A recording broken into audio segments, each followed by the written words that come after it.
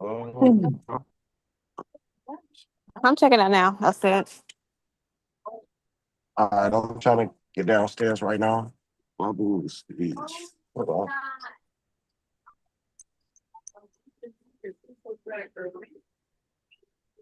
You might be SOL, but let me see. I think I got it. okay. Yeah, you Gucci. I found it. I'm come. I'm coming around. Thank you. All right now. Is Pastor coming today? He might be up. Why is it keep going back and forth? I don't got time to play these games. I just don't. Lord. I think he's at work. I texted him, but he might be at work. Oh.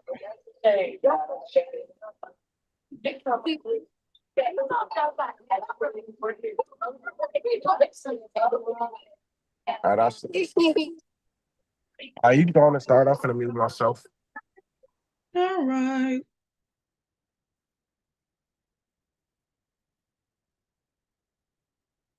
Okay, y'all. So I'm going to be reading from Genesis 19. This Bible don't have, it has the chapter, but it don't got the verse. So 19, maybe verse 15. I mean, I don't know. It's just Genesis 19 though. It's in there. This is a story of when God destroyed Sodom and Gomorrah. So I have 10 points that God gave me to talk about for this Bible study. Like every time I have to go through something and experience something before I come on here. That's like every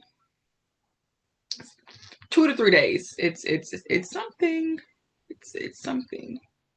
But yeah. So Genesis 19, the two men said to Lot, "Do you have any other family here? Sons, daughters, anybody in the city?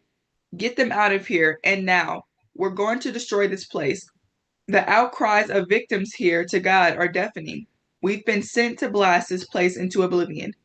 Lot went out and warned the fiancés of his daughters, "Evacuate this place. God is about to destroy this city." But his daughters' would-be husbands treated it as a joke. At break of day, the angels pushed Lot to get going. "Hurry, get your wife and 2 daughters out of here before it's too late, and you're caught in the punishment of the city." Lot was dragging his feet. The men grabbed Lot's arm and the arms of his wife and daughters. God was so merciful to them, and dragged them to safety outside the city. When they had them outside, Lot was told, "Now run for your life. Don't look back. Don't stop anywhere on the plain. Run for the hills or you'll be swept away." But Lot protested, "No, masters, you can't mean it. I know that you've taken a liking to me and have done me an immense favor in saving my life, but I can't run for the mountains. Who knows what terrible thing might happen to me in the mountains and leave me for dead? Look over there. That town is close enough to get to. It's a small town. Hardly anything to it. Let me escape there and save my life. It's a mere wide place in the road." All right, Lot, if you insist, I'll let you have your way, and I won't stamp out the town you spotted. But hurry up. Run for it. I can't do anything until you get there. That's why the town was called Zor. That is small town. The sun was high in the sky when Lot arrived at Zor. Then God rained brimstone and fire down on Sodom and Gomorrah, a river of lava from God out of the sky, and destroyed these cities and the entire plain and everyone who lived in the cities and everything that grew from the ground. But Lot's wife looked back and turned into a pillar of salt. Abraham got up early the next morning and went to the place he had so recently stood with God. He looked out over Sodom and Gomorrah, surveying the whole plain. All he could see was smoke belching from the earth, like smoke from a furnace. So, Father God, we come to you. We thank you for waking us up today. We thank you for being a God of restoration, for restoring our minds, for restoring our spirits, for making us new in Christ. I ask that you would use me as a mouthpiece for your people. Holy Spirit, all of you, none of me. I pray that this word and this seed is planted and it does not get uprooted. That you would speak to them as well as you speak to me. And let this be a great word. Amen. Okay, so I got 10 points from the little section that I just read. The first one is, the Lord will warn you so he can save you. So God will warn you so that he can save you. He did it with the two men, which are angels. He did it with them. The two men said to Lot, do you have any other family here? Sons, daughters, anybody in the city?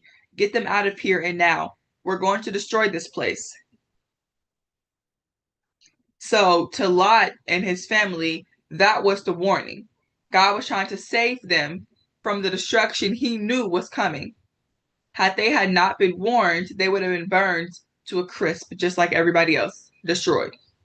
So the Lord will warn you so that he can be the one to save you.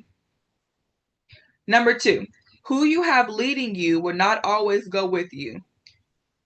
/ who you have with you will not always go with you. The two daughters, fiancés, got left behind. Why did they get left behind?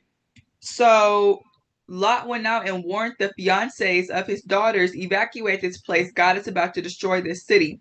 But his daughters' would-be husbands treated it as a joke.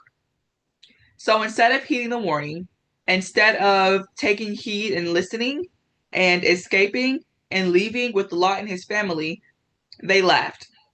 They laughed themselves to death. I mean, they literally laughed themselves to death. They laughed, they died. I don't know how much it don't get no better than I just don't know.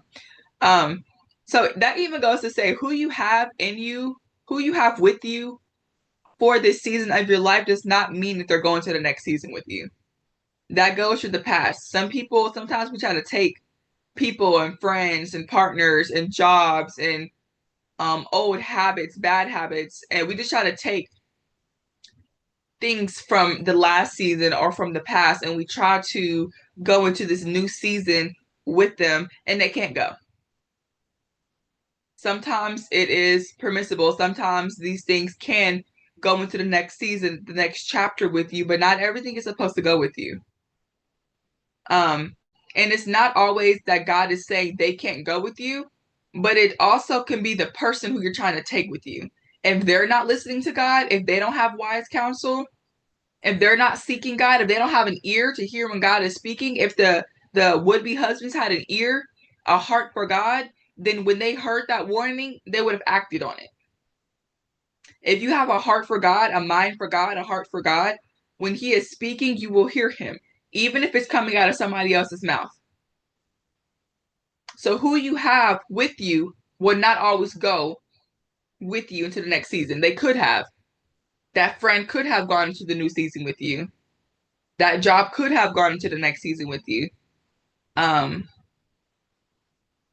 But sometimes there's a choice and sometimes there's not a choice, because at the end of the day, God knew that destruction was about to happen to Sodom and Gomorrah. He knew what he was about to do. So he tried to warn them. And those that listened, those who had a heart for God, listened when they heard him speaking through somebody else. So who you have with you will not always go with you. Because even the daughters, their fiancés, they got left behind. They were supposed to go. The two men, which are angels, told them, like, grab everybody up, everybody who you care about, sons, daughters, family members, and get out of here. And he warned them. He gave them the warning. He told them, but they didn't listen. And the same thing applies to us. When God tells you to do something, if God tells you to leave, or if he tells you to stay, or if he tells you to repent, or if he tells you to stop doing what you're doing, if he tells you to stop stealing and cursing and lying and if he tells you to stop doing these things, it's because he sees something that we don't see. You can hear about destruction all day long, but you don't always know when it's coming. You don't know the severity or how bad something is if you don't listen when God is telling you to move and leave. You just won't always know. For them, it was quite literally the next day, or that day, but later today. So who you have with you will not always go with you, or who is leading you will not always go with you. Because if you are, they weren't husbands yet, but ideally, submission to the husband, that would have been the leader. The fiance would have to have been leading. But if the leadership that you're following is not godly leadership, then they will lead you astray. If Lot's daughters would have listened to their fiancés and they would not have left with Lot, they would have died. Your obedience sometimes can be life and death. It's that simple.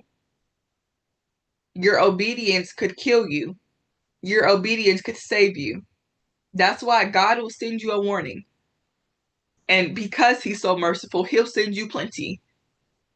But it's up to you. You have the choice. We have the choice at the end of the day to take heed to that. So, number 3, you will have a choice. We just talked about that.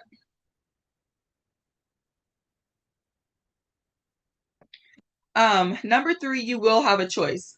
God gave Sodom and Gomorrah chances, but they kept sinning. You have a choice to do better, a choice to leave when prompted. So you will have a choice. The truth is, even though God sent those 2 men to go save Lot and his family, Lot had the choice to say, no, I'm going to stay. I don't really think the destruction going to be that bad. I'm going to mess around and find out. I'm going to go back to what's comfortable to me, what's pleasing to my flesh. But they don't know the severity. You don't always know the severity of that. It's a choice.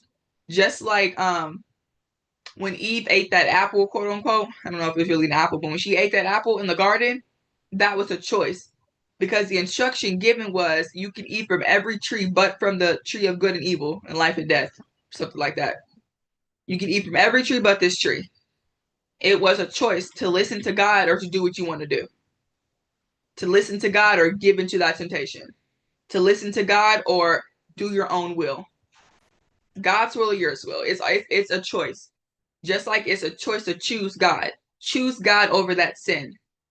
Choose God over that idol. Choose God over that relationship. Because if you are idolizing a relationship more than you do God, we serve a jealous God. He can send some destruction. If you idolize that job more than God, he can take it away from you. I mean, if you depend so much on it. So, it's a choice. We all have a choice. Number 4, a push is... Yeah, okay. Number 4, a push is uncomfortable. I say a push is uncomfortable because at the break of day, the angels pushed Lot to get going. I mean, they warned Lot with their mouths, but Lot wasn't moving, so they had to push him. If somebody is pushing you, that's uncomfortable. If your feet are planted on the ground, you've got somebody pushing you one direction, but you don't want to go that direction, that's uncomfortable. You don't know what's on the other side of obedience. You don't know what's on the other side of stopping what he's asked you to stopping. There's freedom and saving grace and deliverance on the other side, but you won't find out until you get there. So, at the break of day, the angels pushed Lot to get going. Lot was dragging his feet. The men grabbed Lot's arm. First, you push it, and now you grab it. That's uncomfortable. The men grabbed Lot's arm and the arms of his wife and daughters. God was so merciful to them and dragged them to safety outside the city. So Lot and his family got grabbed, they got pushed, and they got dragged. That's not comfortable. If somebody drags me, I don't. I can walk. I got legs. The Lord bless me with legs. I can get up and walk. You don't got to push me and grab me and drag me, okay? I promise. But like the truth is, sometimes it does gotta take that because sometimes we're a bit hard headed, and we want to do what we want to do when we want to do it. We don't want to listen to what God is asking us to do, even if it's hard, even if it's uncomfortable, because to get dragged, pushed, grabbed, that's uncomfortable.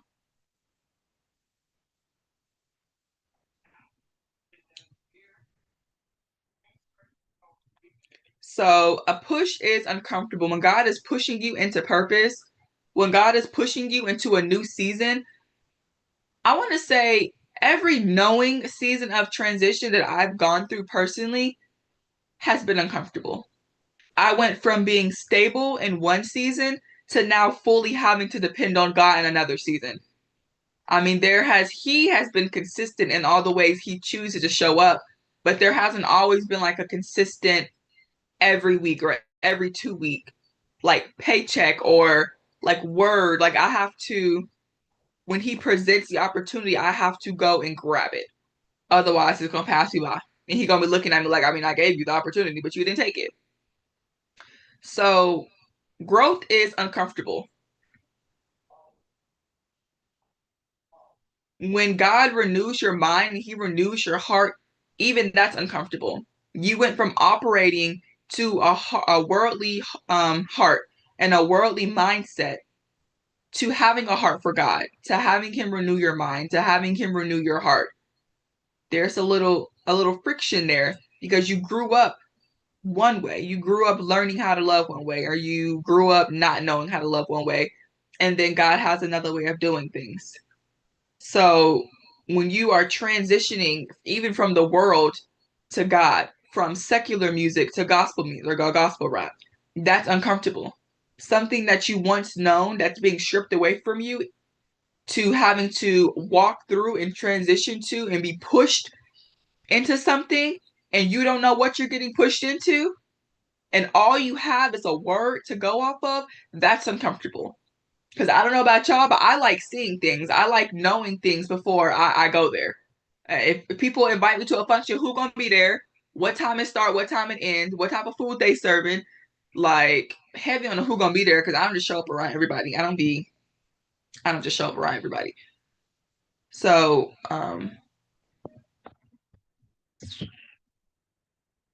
yeah, a push is uncomfortable. If somebody come up behind you on the playground and push you, and you fall, I mean, you were stable and now you aren't anymore. That's uncomfortable if you ask me. It can be frustrating too. Um, Number 5, God is merciful when you're slow to move. So if God told you to do something, or he sent somebody to tell you to do something, or you have this urging in your spirit, in your mind, in your heart that he's asking you to do something and you don't do it, he is merciful.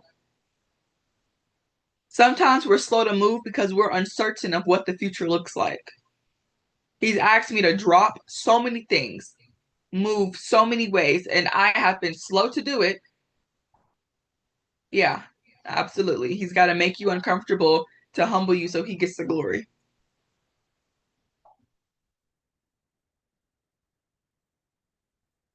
And you know what? Even at the end of the story, it talks about how God got the glory. He destroyed the city, but he got Lot out. That's how he got the glory in that. So God is merciful when you're slow to move. It says that when Lot was dragging his feet, when the men had to grab Lot, when Lot was pushed, when he was dragged, it said that God was so merciful to them. So even when you're scared to move, even when you're scared to take that step, even when you have anxiety about something and you're slow to move, he still has mercy for that. He understands. It's scary. The unknown is scary. It's scary because it's uncertain.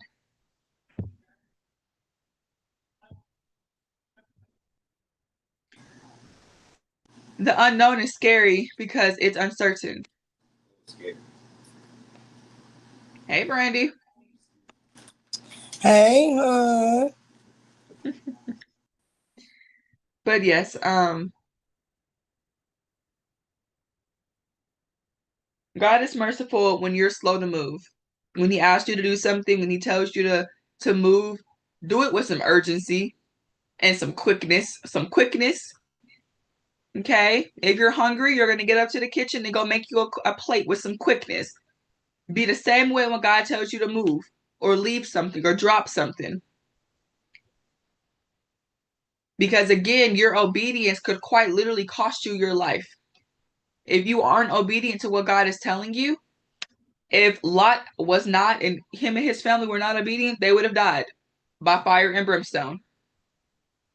But because they were obedient, they got saved. They lived. Number 6, do not fear the unknown. Okay.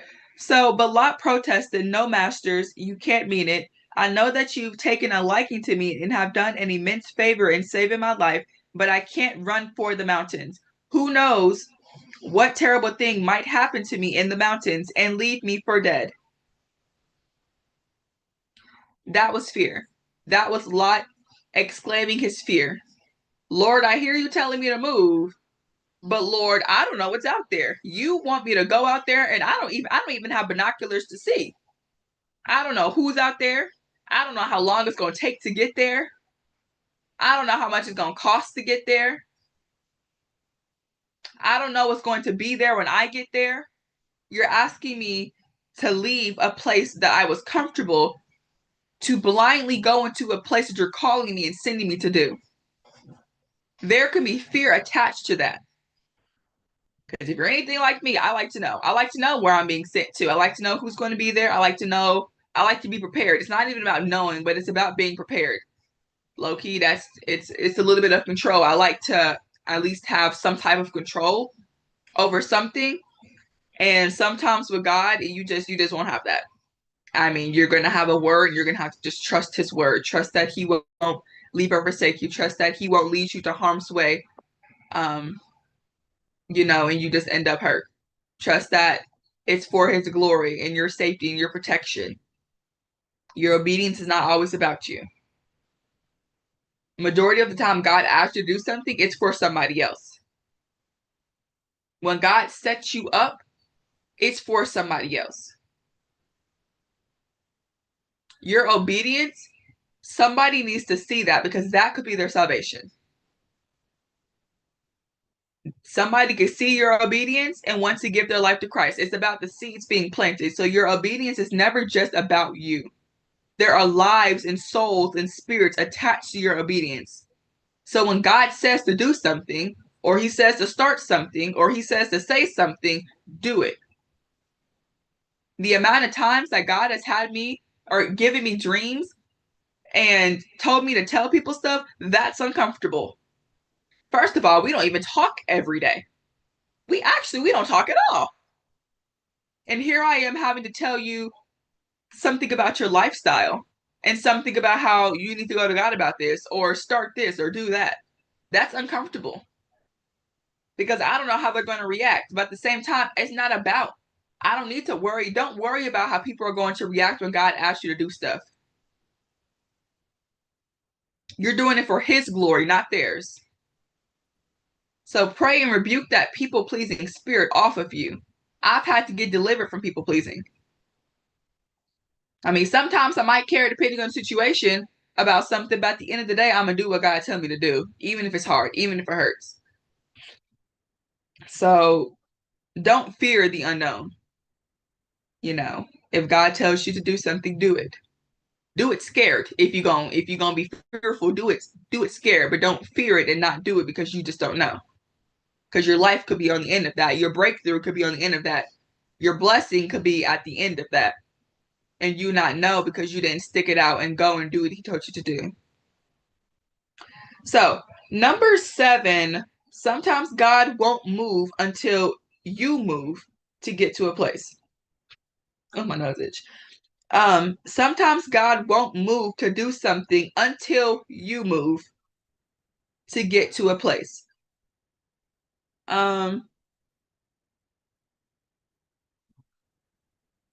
Okay. So, all right, Lot, if you insist, I'll let you have your way. And I won't stamp out the town you've spotted, but hurry up, run for it. Here's what it says. I can't do anything until you get there.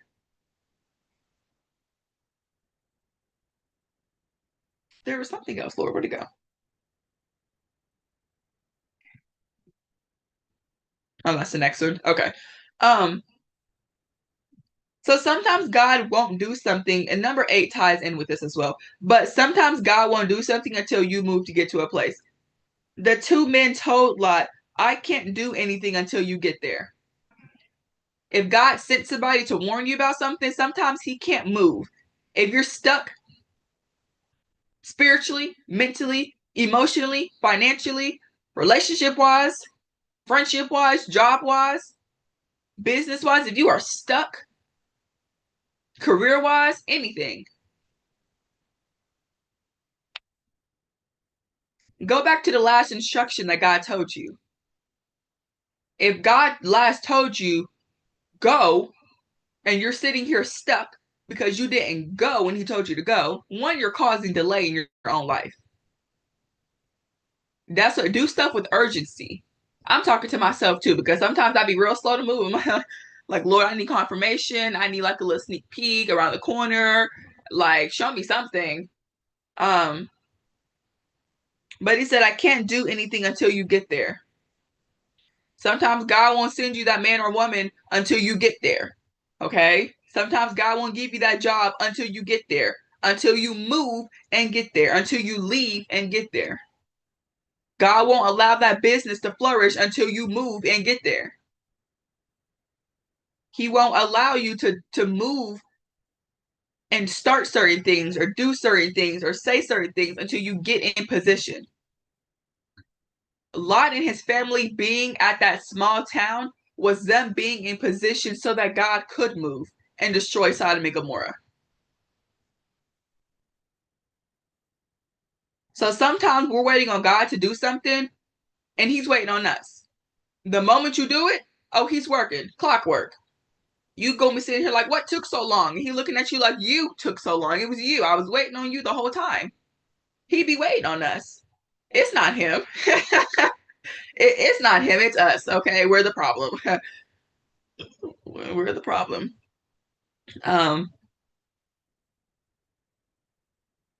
So when you are obedient and you move, then God will move. He is not obligated to move. Okay, if you try to move ahead of him, so slow your roll a little bit. Wait. Number 8, when you, then God. So the sun was high in the sky when Lot arrived at Zoar. Then God rained brimstone and fire down on Sodom and Gomorrah. So when Lot arrived, then God brought fire and brimstone. When you move, then God will move. When you stop sinning, then God. When you stop doubting, then God. When you stop having anxiety and fears and depression, then God. Don't try to stop that on your own. In our own strength, we can do nothing. You want deliverance, you have to go to God for that. It's in his strength. In our weakness, he is strong. In our strength, he is stronger. So when you move, then God. It's not a, okay, God, you go first and I'll follow. No, when you, then God. When Lot arrived, because Lot had to leave a place before he could arrive a place, there was a journey in between. You're not just going to, I mean, sometimes you can just, but when you leave a place and you journey and you go to the place that God could be calling you to, or that, you talk to God about going to, then God. When you move, then God will bless you with that job. When you marry, then God will give you that child. When you let go of things that don't bring you peace, then God will give you that peace. So when you, then God. It's a choice. Going back to number 3, you have a choice. When you surrender it, then God picks it up and he takes care of it and he handles it. When you love, then God, okay? Then God's glory is displayed through that. people can be pissing you off, okay? It's going to happen. It might happen on every day, honestly. It just might. It's been all day today for me. But then God, okay? So when you, then God. It starts with you. Sometimes certain seasons of your life will be uncomfortable because when you were supposed to leave, you did not. So then God did not do anything just yet because you did not do what you're supposed to do. So when you, then God. Number 9, heed the warning or else. So don't look back. Heed the warning or else. So Lot's wife was told, and I specifically, so they literally said, don't look back. Don't look back. I mean, I underlined it. It literally said, don't look back. Don't stop anywhere on the plane. Run for the hills or you'll be swept away. So heed the warning or else. Don't look back or else.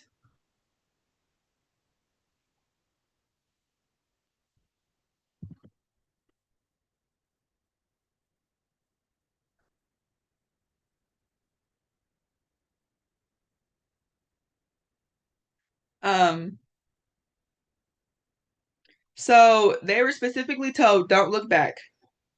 And it says that, but Lot's wife looked back and turned into a pillar of salt. She did the very thing she was told not to. I mean, down to the T. They literally said, don't look back. But Lot's wife looked back. What's the or else? She turned into a pillar of salt. She was salty. Okay? You could have used her to sprinkle on top of your food. She was salt. She was dry. So heed the warning or else. Like, that's not, I don't really know how to say that, y'all, to be honest. I mean, I get it. Obedience is hard, especially when you don't understand. A lot of times God asks you to do stuff that you won't understand. You won't get it until it's said and done.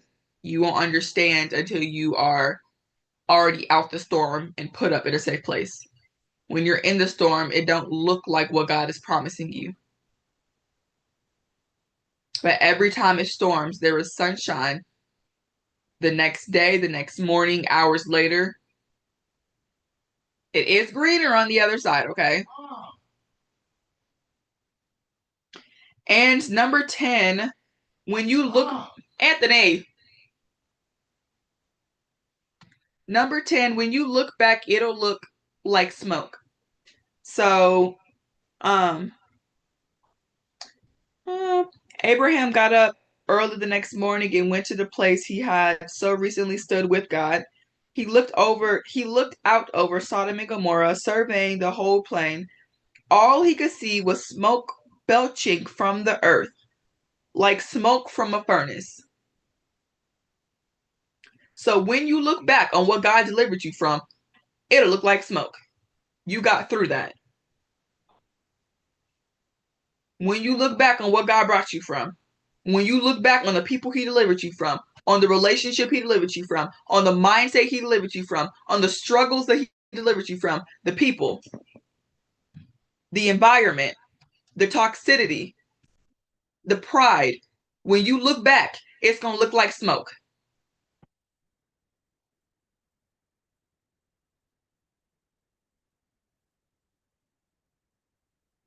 They were in a place that was not burned with fire and brimstone. They were in a safe place, a place that they could sleep, a place that they could make home. I don't think that was their home, but I know that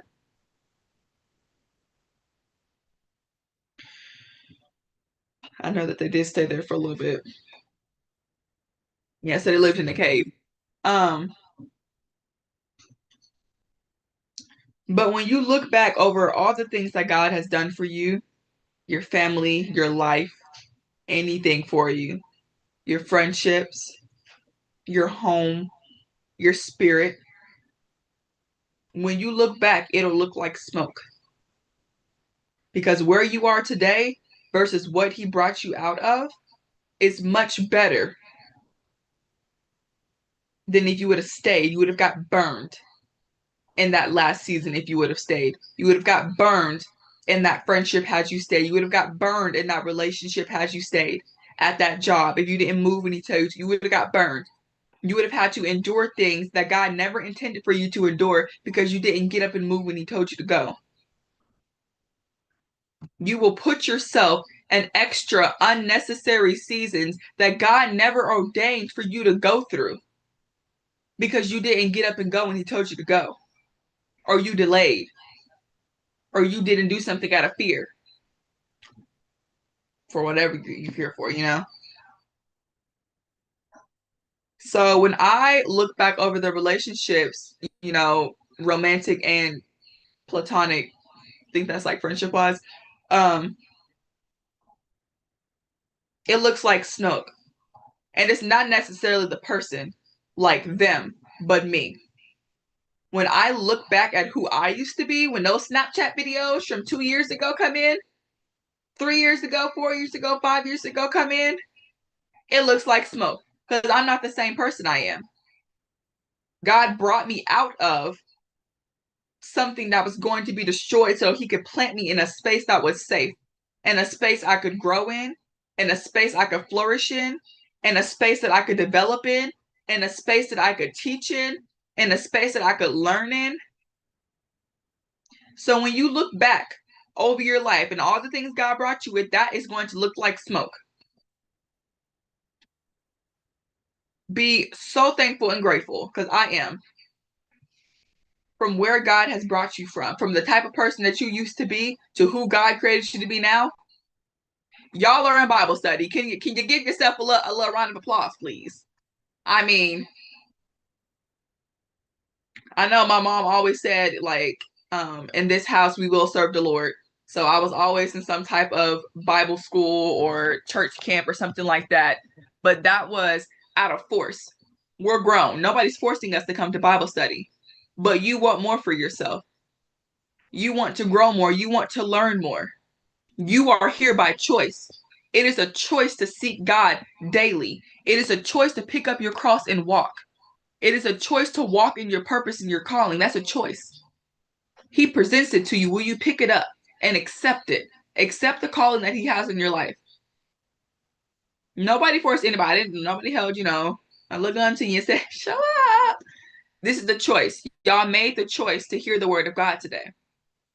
That is a step. Because the me, when I look back over the years of who I used to be, the me back then, by choice, if it was not by force, I wouldn't have chosen to go to Bible study. That is a step. Where y'all are today, y'all are growing. That is a step. So even if you don't see it as that, it is.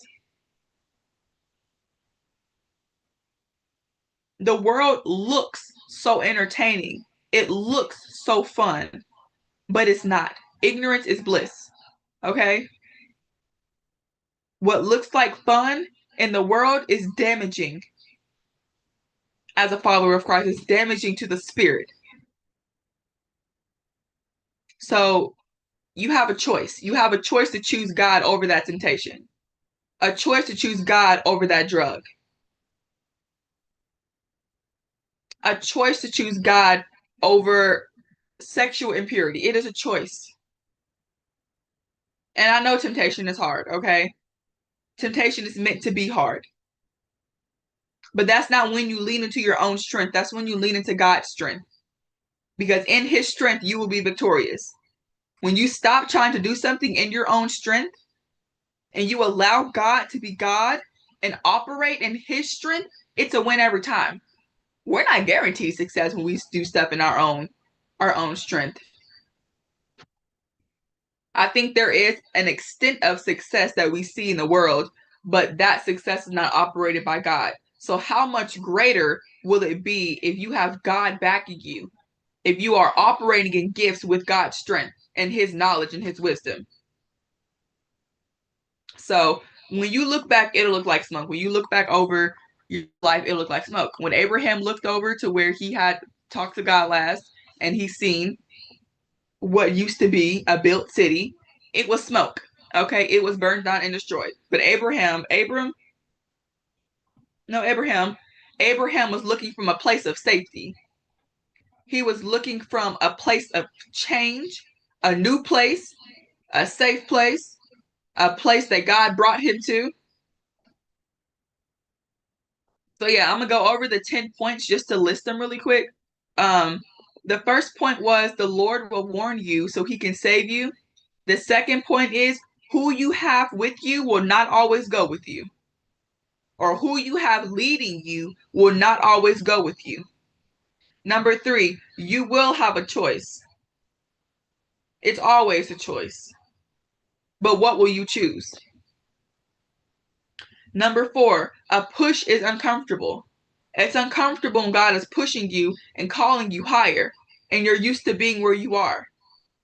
It's uncomfortable to get pulled up because you get pulled up, there's a stretching. You're being pulled. You're reaching limits you never thought you could reach. It's uncomfortable to be stretched and pulled because that means God is requiring you to go higher in Him and your calling and your ministry and whatever He has you doing. If you pull both my arms and my legs right now and you stretch me, that's gonna hurt. I'm only 5'8". There's only so much a girl can stretch. I mean, but you pull a little bit and you tug a little bit, my arms and legs might come out of socket, but I'm a stretch. I mean, I'm a stretch a little bit. So, where was I? So number 4, a push is uncomfortable. Number 5, God is merciful when you're slow to move. Number 6, do not fear the unknown. Fear can be the reason why some of us aren't billionaires yet.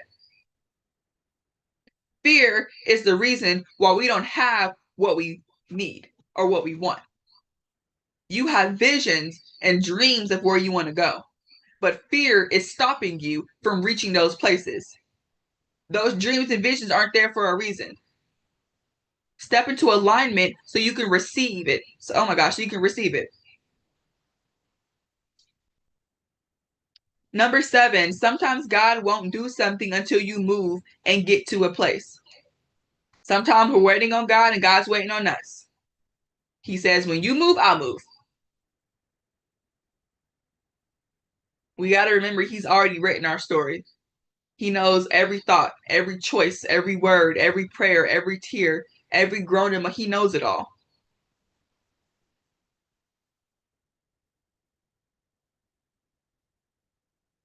So sometimes He won't do something until you move. Number 8, when you, then God. For those of us asking God for something, He's telling us, when you, then I'll. When you, then God. Okay. Number 9, heed the warning or else. This is I'm gonna say this as like a reflection question. How many times has a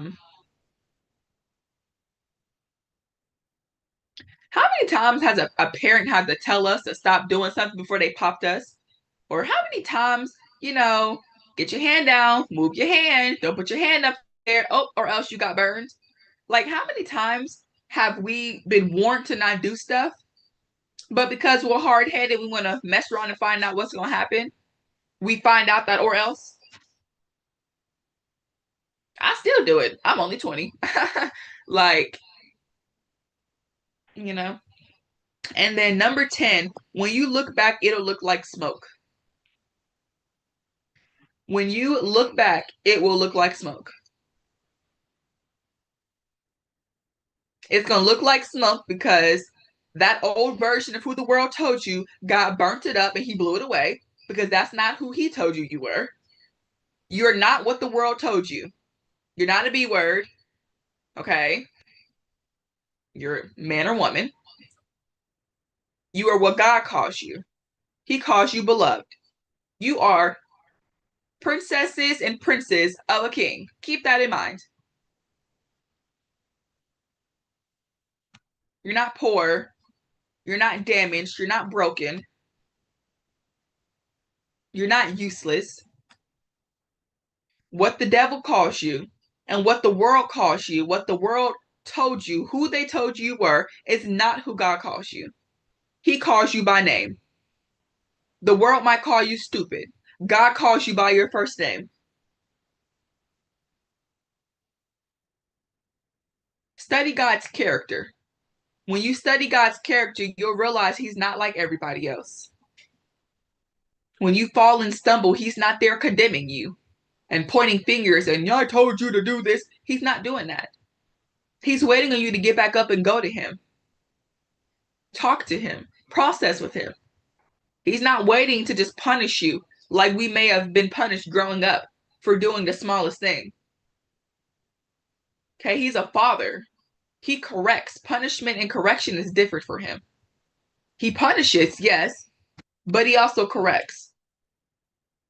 His children get correction, and sometimes we have to get punishment too because we don't listen.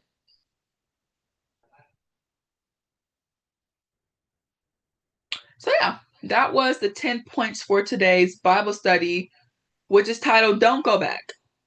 Going back is comfortable because you're familiar with it. Going back is easy because you don't know what going forward looks like. You don't know what that looks like. You don't know what it's going to require. You don't know if you're going to get pulled or stretched. You just don't know. You're going to have to just find out. You find out for everything else, find out for that. So, yeah, that was it, y'all. That was it. Questions, comments, anything else? Oh, my legs. Nar?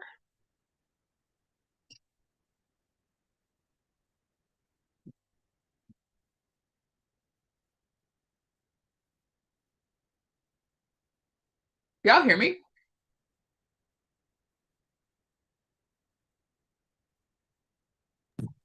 Yeah. Oh, okay. All right, y'all. If that is all, nobody wanna say anything or nothing like that, then I'm gonna. Well, listen, Loraya, I want to say I'm blessed to be in your Bible study, and I am so proud of you. And I know I love your mama too. I love y'all. I'm so proud to see you sitting on this platform at the age of 20. And I will be at your Bible study every time you have one. I will not miss it. So thank you, and I love y'all. Thank you. Wonderful. This is the link that you joined with today will be the link for every Wednesday and Saturday at 8 p.m. Okay, I will be there. See ya. Thank you All for right, joining. see ya. All right. right. Bye-bye. See y'all on what's today? Wednesday? Yes. Today's See y'all. Saturday. Today's Saturday? Oh my Yeah. gosh. Oh, and I thought today was Wednesday. Nah, today's Saturday. Weeks be going by quick. Quick ain't the word. Oh, mama, I've been out here almost 3 months already. Weeks go by quick. I've been out 2 weeks. Oh, week. Oh, man. I ain't gonna lie, I would have never thought I left, boy. Hey, bro, as soon as you said something about rain, why I get soaked, and it only rained for literally 2 minutes to stop. Told you, that's all they do out here is rain, dude. It usually don't, but as soon as you said it, I got out the car to Chipotle to get an order. Nothing but rain and roaches. Ooh, roaches. Yeah, the South got roaches. You ain't know that? Kentucky got them too. When I worked at Chuck E. Cheese, we had so many roaches in there. Ooh. I told them, like, y'all gonna have to fix this. I was the AGM, but I was only there for like 2 weeks. So I don't know if they fixed it after me, but I doubt it because somebody ended up getting food poisoning and they got sued. So Hey Tay, did you already get your place down there? No, not yet. Can y'all like send me some hotels that are not expensive? Because I think I am gonna come down for my birthday. But I'm just gonna. right now, I think CJ good with that. What's your budget? I don't ever spend more than $100. Yeah, CJ's good with finding good hotels, and I they just having the actually. best hotels for the low. Like I don't spend more than $100 a night. My birthday's next Thursday. Hold on. The Because 31st. I'm doing pass split out here until I get my pay How close stubs. you want to be to Atlanta?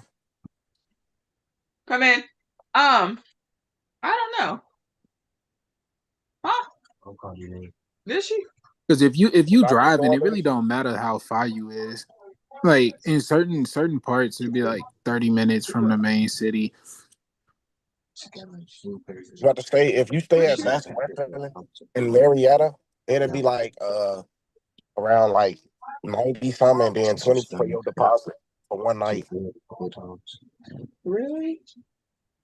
All right, y'all. I gotta go. But yes, when you send me those hotels, I think I'm gonna do Wednesday the 30th, the 31st, the 1st, and then I'll leave on the 2nd. So probably like 3 nights, 2 or 3 nights. I bet. I got you. Yeah, you got Thank you. Yep. Huh?